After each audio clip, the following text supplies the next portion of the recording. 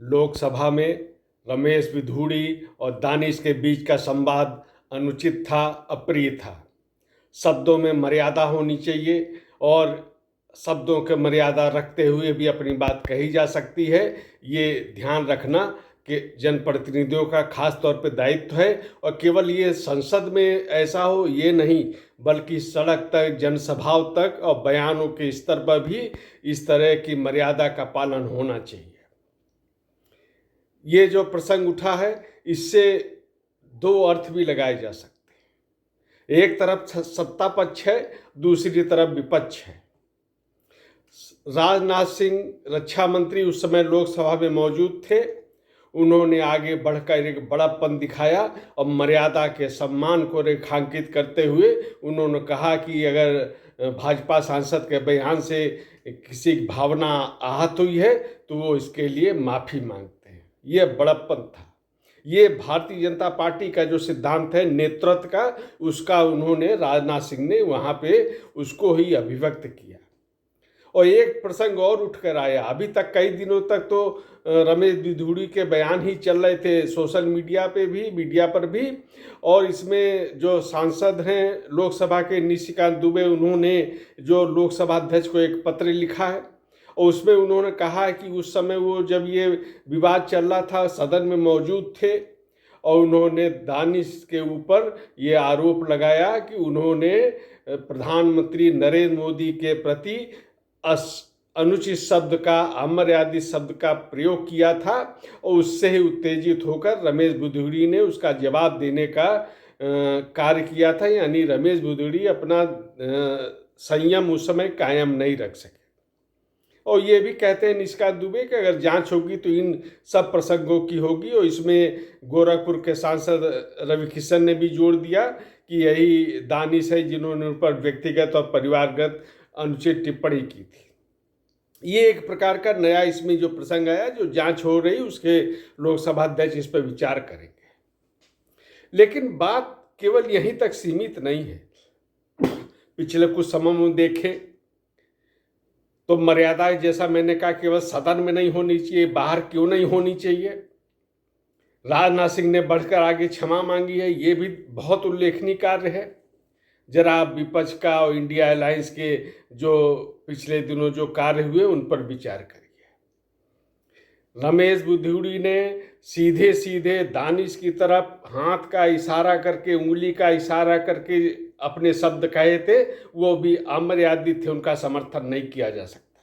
लेकिन एक तरह से ये व्यक्तिगत हमला था उनका, ठीक है, अनुचित था।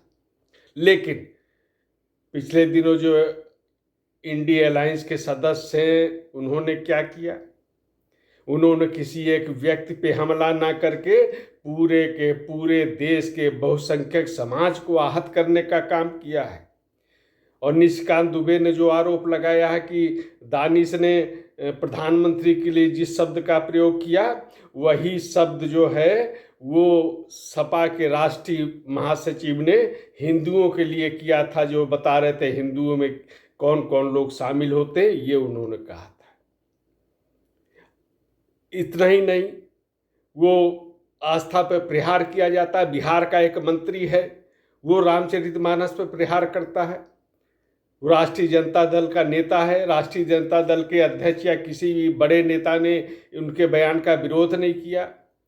मुख्यमंत्री नीतीश कुमार ने कभी इसके लिए खेद व्यक्त नहीं किया कि हमारा मंत्री अनुचित कह रहा है।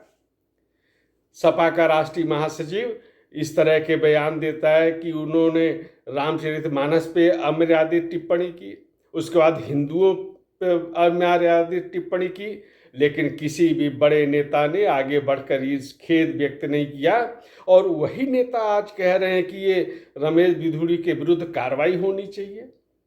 ये वही नेता हैं जो अपने ही महासचिव ने जो हिंदुओं पे प्रहार किया है, रामचरितमानस पे प्रहार किया, उस पर एक शब्द नहीं बोलने वाले कह रहे हैं रमेश बिधूड़ी के विरुद्ध कार्रवाई होनी चाहिए, लोकसभा अध्यक्ष से मांग कर रहे हैं। और यहीं तक सीमित नहीं है तो तमिलनाडु के मुख्यमंत्री का बेटा जो उन्हीं के मंत्रिमंडल में मंत्री भी है, संवैधानिक पद पे है, कहता है कि सनातन को समूल उसका उन्मूलन करना पड़ेगा। क्या इसी तरह जिस तरह रमेश बुधीड़ी पे हमला हो रहा है, क्या विपक्ष ने उनके बयान का भी इस तरह विरोध किया? कितने मासूमियत से अगर किसी ने हिम्मत दिखाई तो कहा कि ये उनका निजी विचार है, हम सहमत नहीं, इतना कह के छोड़ दिया।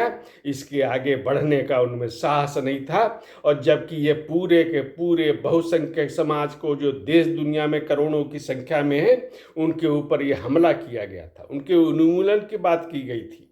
और इसका समर्थन करने वाला जो यूपीए में महाभ्रष्टों में शामिल था, घोटालों में शामिल था, वो एक मंत्री यूपीए सरकार के समय था, उसने समर्थन किया। कांग्रेस के राष्ट्रीय अध्यक्ष का जो लड़का है, कर्नाटक में मंत्री है, उसने इस बात का समर्थन किया। और एक डीएमके का नेता कहता है कि डीएम की स्थापना ही सनातन के उन्मूलन के लिए की गई थी। लेकिन दोहरा मापदंड देखिए, वही नेता जो दानिश के प्रति दया भाव दिखा रहे हैं, वही जब सनातन पे हमले हो रहे थे, हिंदू धर्म ग्रंथ पे हमले हो रहे थे, तो वही नेता मौन थे। ये दोहरा मापदंड है। अगर अमर्यादित शब्दों का विरोध करना है तो निष्पक्ष भाव से करना पड़ेगा, मर्यादा की सीख देनी पड़ेगी। और क्या कोई सीख देगा? राहुल गांधी ने अभी कुछ ही दिन पहले राजस्थान में कहा कि ये संसद के सदस्य जो निर्वाचित हैं उनको कोई अधिकार नहीं है, वो बिल्कुल मंदिर की मूर्तियों की तरह ही बिल्कुल उनका महत्व है, कोई महत्व नहीं। ये टिप्पणी की है। करोड़ों करोड़ों लोगों की आस्था मंदिरों में है, उनके मूर्तियों पे है। प्राण प्रतिष्ठा के बाद